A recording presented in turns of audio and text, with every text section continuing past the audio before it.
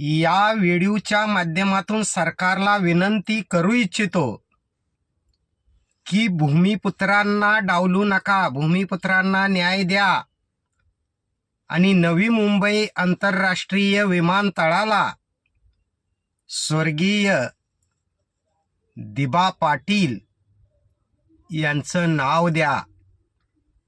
नाव द्या स्वर्गीय दिबा पाटील, नाहीतर भूमिपुत्र एक होतील, तुमचा समाचार घेतील आणि तुम्हाला विचार करायला भाग पाडतील की कशी विमानं येतील आणि कशी विमानं जातील.